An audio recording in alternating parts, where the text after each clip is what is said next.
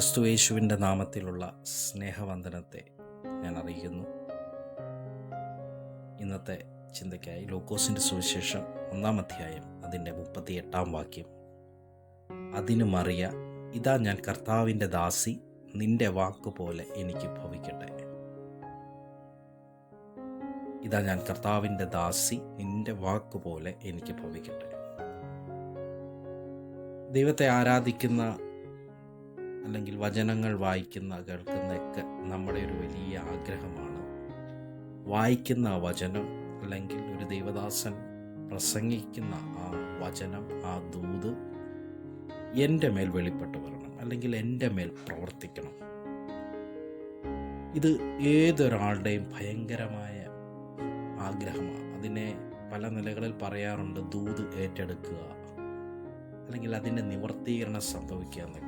ഇതൊക്കെ ആവശ്യമായി വരുന്ന സമയങ്ങൾ ഒന്നെങ്കിൽ നമ്മൾ രോഗിയായിട്ടിരിക്കുമ്പോഴായിരിക്കും, ഒരു വിടുതൽ ആവശ്യമുണ്ട്, അല്ലെങ്കിൽ ഒരു കടബാധ്യതയിൽ സാമ്പത്തികമായ വിഷയങ്ങളിൽ ആയിരിക്കുമ്പോഴായിരിക്കാം, അല്ലെങ്കിൽ മാനസികമായുള്ള പ്രശ്നങ്ങളുടെ നടുവിൽ, കുടുംബ പ്രശ്നങ്ങളിൽ, എന്ന് വെച്ചാൽ നമ്മളെ കൊണ്ട് ആ കാര്യം സാധിക്കാതെ വരുമ്പോഴൊക്കെയാണ് നമ്മൾ കൂടുതൽ ദൈവത്തിൽ ആശ്രയിക്കാൻ പോകുന്നത്. അവസാനത്തെ കച്ചിത്തുരുമ്പ് എന്ന് പറയത്തക്ക നിലയിൽ നമ്മൾ ദൈവസന്നിധിയിലേക്ക് ചെല്ലും. എന്നാൽ നമ്മൾ ആ ചെല്ലുന്നത് നമ്മളെ കൊണ്ട് ചെയ്യാൻ പറ്റുന്നതൊക്കെയും ചെയ്തിട്ടായിരിക്കും. അവസാന ആശ്രയം ദൈവമായിരിക്കുമ്പോഴും, പക്ഷെ ദൈവസന്നിധിയിൽ പോയിരിക്കുമ്പോഴും നമ്മുടെ ഒരു വലിയ ടെൻഷനാണ്: എന്നോട് പറഞ്ഞ ആ കാര്യം സംഭവിക്കുമോ, അല്ലെ ഞാൻ ഈ കേൾക്കുന്നത് എന്നോട് തന്നെയാണ്, ഇതെൻ്റെ ജീവിതത്തിൽ സംഭവിക്കുമോ? ഇങ്ങനെയുള്ള അനേക ചിന്തകൾ നമ്മളെ അലട്ടിക്കൊണ്ടിരിക്കും. ഇന്ന് ഈ ദൈവത്തിൻ്റെ വചനം കേൾക്കുന്ന ഇങ്ങനെയുള്ള ചിന്താകുലങ്ങളിലിരിക്കുന്നവർക്കുള്ള വചന വെളിപ്പാടാണ് ഇന്ന് ദൈവത്തിൽ ആശ്രയിച്ചുകൊണ്ട് പറയുവാൻ ആഗ്രഹിക്കുന്നത്. ഇവിടെ വായിച്ച വാക്യം നമുക്ക് എല്ലാവർക്കും അറിയാവുന്നൊരു ഭാഗമാണ്. മറിയ എന്നുള്ള ഒരു സാധാരണ പെൺകുട്ടിയുടെ ജീവിതത്തിൽ സംഭവിച്ച ഒരു കാര്യം. ഗലീലയിലെ നസ്രയത്തിൽ യോസഫ് എന്ന് പറയുന്ന ഒരു വ്യക്തിക്ക് വിവാഹം നിശ്ചയിച്ചിരിക്കുന്ന മറിയ എന്ന് പറയുന്ന കന്യകയായ പെൺകുട്ടിയുടെ അടുക്കിലേക്ക് ഗബ്രിയേൽ ദൂതൻ വന്ന് അവളുടെ അടുക്കൽ വന്ന് പറയാണ്: കൃപ ലഭിച്ചവളെ, നിനക്ക് വന്ദനം, നിനക്ക് ദൈവത്തിൻ്റെ കൃപ ലഭിച്ചു. മറിയ അത് കേട്ട് പേടിച്ചുപോയി, ഭയന്നുപോയി. ഇതെന്തു വന്ദനമെന്നറിയാനായിട്ട് അവൾ തിരിഞ്ഞു നോക്കിയപ്പോൾ ദൈവത്തിൻ്റെ ദൂതനാണ് വന്ന് നിൽക്കുന്നത്. നീ ഗർഭം ധരിച്ചൊരു മകനെ പ്രസവിക്കും, അവൻ യേശു എന്ന് പേർ വിളിക്കണം എന്ന് ദൂതൻ മറിയയോട് പറയുന്നു. നിങ്ങൾ ചിന്തിക്കണം, ആ സാഹചര്യം. വിവാഹം നിശ്ചയിച്ചതേ ഉള്ളൂ, പുരുഷനുമായി, തൻ്റെ ഭർത്താവുമായി കൂടി വന്നിട്ടില്ല. ആ പെൺകുട്ടിയോട് ദൂതൻ വന്ന് പറയുകയാണ്: നീ ഗർഭം ധരിക്കും, നീ ഒരു മകനെ പ്രസവിക്കും. മറിയ തിരിച്ചു ചോദിക്കുന്നൊരു ചോദ്യമുണ്ട്. ലൂക്കോസ് 1:34, ഞാൻ പുരുഷനെ അറിയായാൽ ഇതെങ്ങനെ സംഭവിക്കും? ഇത് നമ്മുടെയും ചോദ്യമാണ്. അസാധാരണമായ ഒരു കാര്യം ദൈവം നമ്മളോട് സംസാരിക്കുമ്പോൾ, അല്ലെങ്കിൽ ദൈവദാസന്മാരിലൂടെ, അല്ലെങ്കിൽ നമ്മൾ വചനം വായിക്കുമ്പോൾ നമ്മളോട് ആ വചനം ഇടപെടുമ്പോൾ നമ്മളിൽ വരുന്നൊരു ചോദ്യം: ഇതെങ്ങനെ സംഭവിക്കും? ഒരു സാധ്യതയുമില്ല. മറിയയുടെ ജീവിതത്തിൽ വിവാഹം നിശ്ചയിച്ചിട്ടുള്ളൂ, ഒരു സാധ്യതയുമില്ല. ഈ ചോദ്യം മറിയ ചോദിക്കുമ്പോൾ ദൂതൻ മറുപടി നൽകുന്നത് ഇങ്ങനെ. അതിൻ്റെ 35-ാം വാക്യം: പരിശുദ്ധാത്മാവ് നിന്റെ മേൽ വരും, അത്യുന്നതൻ്റെ ശക്തി നിന്റെ മേൽ നിഴലിടും, ആകയാൽ ഉദ്ഭവിക്കുന്ന വിശുദ്ധ പ്രജ ദൈവപുത്രൻ എന്ന് വിളിക്കപ്പെടും. ഇത് സംഭവിക്കാൻ പോകുന്നതിൻ്റെ പുറകിൽ, അല്ലെങ്കിൽ ഇതെങ്ങനെയാണ് സംഭവിക്കുന്നതെന്ന് മറിയയുടെ ചോദ്യത്തിൻ്റെ മറുപടിയായി ദൂതൻ പറയാണ്: പരിശുദ്ധാത്മാവ് നിന്റെ മേൽ വരും, അത്യുന്നതൻ്റെ ശക്തി നിന്റെ മേൽ നിഴലിടും, ഒരു വിശുദ്ധ പ്രജ ജനിക്കപ്പെടും, അവനെ ദൈവപുത്രൻ എന്ന് വിളിക്കപ്പെടും. ചോദ്യത്തിൻ്റെ മറുപടിയും സംഭവിക്കാൻ പോകുന്ന കാര്യം കൂടെ മറിയയോട് ദൈവത്തിൻ്റെ ദൂതൻ പറയാം. ഞാൻ ആ ഭാഗം ചിന്തിക്കുമ്പോൾ എനിക്ക് വ്യക്തമായ കാര്യം, മറിയയ്ക്ക് ഒരു ചോദ്യം മാത്രമായിരിക്കില്ല ഉള്ളത്. അവൾ വിവാഹിതയായ ആളല്ല.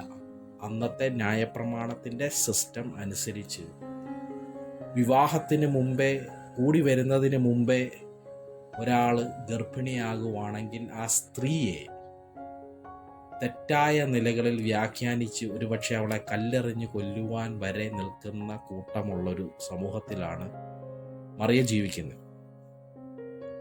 അപ്പോൾ ഇങ്ങനെയുള്ള അനേക ചോദ്യങ്ങളുടെ നടുവില പരിശുദ്ധാത്മാവ് നിന്റെ മേൽ വരും, ഈ വചനം നിവർത്തീകരിക്കും എന്ന് തന്നെ ദൂതൻ പറയുമ്പോൾ ഒരു ടെസ്റ്റിമണിയും കൂടെ ആ കൂടെ ദൂതൻ പറയുക, ഒരു സാക്ഷ്യം കൂടെ.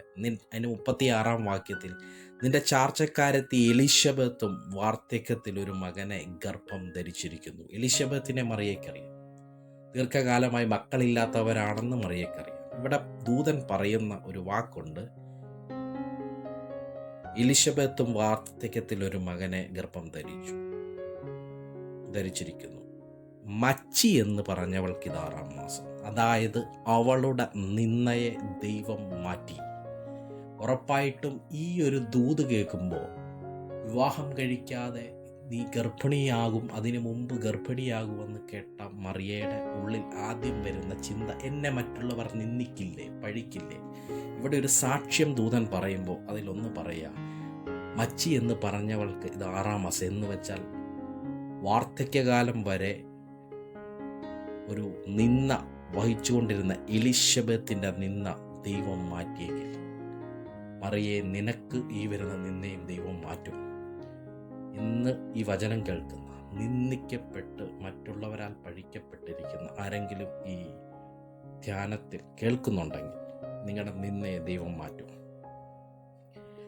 37 വാക്യത്തിൽ വരുമ്പോൾ ദൈവത്തിനൊരു കാര്യവും അസാധ്യമല്ലല്ലോ. മറിയയുടെ ചോദ്യങ്ങളുടെ എല്ലാം മറുപടി കൊടുക്കുക പരിശുദ്ധാത്മാവ്. ഇന്ന് അനേക ചോദ്യങ്ങളുമായി ചില വിഷയങ്ങളുടെ നടുവിൽ ഭാരപ്പെടുന്ന ദൈവത്തിൻ്റെ മക്കളോട്, ദൈവത്തിൽ വിശ്വസിക്കുന്ന തൻ്റെ ജനത്തോട് ഈ വചനത്താൽ ദൈവാത്മാവിന് സംസാരിക്കുവാനുള്ളത്, വിശ്വസിച്ചാൽ ദൈവത്തിൻ്റെ മഹത്വം കാണും. ഒരുപാട് ചോദ്യങ്ങളാണ് മുന്നിൽ നിൽക്കുന്നത്.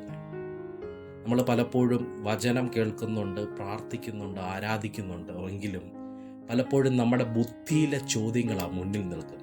ഞാൻ ഈ ഭാഗത്തിൽ ആശ്രയിച്ചുകൊണ്ട് നിങ്ങളോട് പ്രബോധിപ്പിക്കുക, ബുദ്ധിക്കല്ല സ്ഥാനം കൊടുക്കേണ്ട, വിശ്വാസത്തിനാണ്. ദൈവം പ്രവർത്തിക്കും, പരിശുദ്ധാത്മാവ് നിങ്ങളുടെ വിഷയത്തിൻ്റെ മേൽ പ്രവർത്തിക്കും. മറിയ ഇതെല്ലാം കേട്ട് മറിയയുടെ മറുപടി എന്നെ ഒരുപാട് അത്ഭുതപ്പെടുത്തി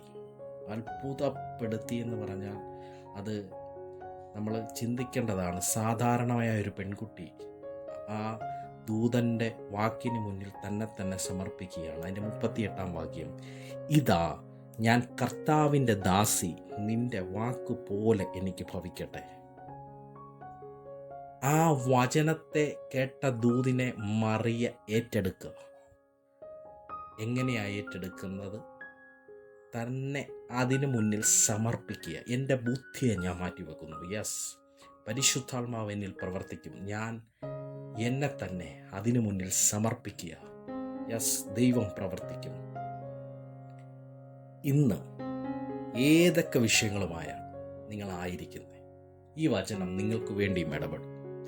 ഇത് ലൂക്കോസിൻ്റെ സുവിശേഷം 1-ാം അധ്യായം 38 വാക്യത്തിലുള്ള മറിയയോടുള്ള ബന്ധത്തിലല്ല ഇത് എഴുതപ്പെട്ടത്. ഇത് എന്നോടും നിങ്ങളോടും കൂടിയാണ് ദൈവത്തിൻ്റെ ആത്മാവിന് ഇന്ന് സംസാരിക്കുവാനുള്ളത്. ഏതൊക്കെ വിഷയമായിട്ടാണ് ഇന്ന് ഭാരപ്പെടുന്നത്, നാളത്തെ മാസത്തെ ഓർത്ത് അല്ലെങ്കിൽ വരുന്ന വർഷങ്ങളെ ഓർത്ത് ഭാരപ്പെടുന്നെങ്കിൽ ഒന്ന് പറയുവാനുണ്ട്, പരിശുദ്ധാത്മാവ് പ്രവർത്തിക്കും. അത്യുന്നതൻ്റെ ശക്തി ആ വിഷയത്തിൻ്റെ മേൽ നേരിടും. ആർക്കും നൽകുവാൻ കഴിയാത്ത സൗഖ്യം ദൈവത്തിന് നൽകുവാൻ കഴിയും. ഒരു നിമിഷം കണ്ണുകളെ അടയ്ക്കാം. പരിശുദ്ധനായ കർത്താവേ, ഈ വചനത്തിനായി നന്ദിയോടെ സ്തുതിക്കുന്നു. ദൈവത്തിൻ്റെ കൃപ ഞങ്ങളുടെ മേൽ ചൊരിഞ്ഞതിനായി നന്ദി. അനേക ചോദ്യങ്ങൾ മുന്നിൽ നിൽക്കുമ്പോഴും മറിയ ആ വചനത്തെ ഏറ്റെടുത്ത പോലെ ആ വചനത്തിന് മുന്നിൽ സമർപ്പിച്ച്, അടിയൻ ഇതാ കർത്താവിൻ്റെ ദാസി, അങ്ങയുടെ വാക്കുപോലെ എനിക്ക് ഭവിക്കട്ടെ എന്ന് പറഞ്ഞ് ആ വചനത്തെ ഏറ്റെടുത്ത പോലെ ഇന്ന് പകൽക്കാലം വിശ്വാസത്തെ മുന്നിൽ നിർത്തിക്കൊണ്ട് വിശ്വാസത്തിൽ വർദ്ധിച്ച് ദൈവിക നന്മകളെ പ്രാപിപ്പാൻ സ്വർഗത്തിലെ ദൈവം സഹായിക്കണം. ആരൊക്കെ ഏതൊക്കെ മാനസിക സാമ്പത്തിക രോഗവിഷയങ്ങളുമായി ഒക്കെ ഭാരപ്പെടുന്നു, ഒരു വലിയ വിടുതൽ കർത്താവേ വ്യാപരിക്കേണ്ടതിന് വേണ്ടി, സൗഖ്യം വ്യാപരിക്കേണ്ടതിന് വേണ്ടി പ്രാർത്ഥിക്കുന്നു, സ്വർഗം കൂടെ ഇരിക്കുമല്ലോ. യേശുവിൻ്റെ നാമത്തിൽ തന്നെ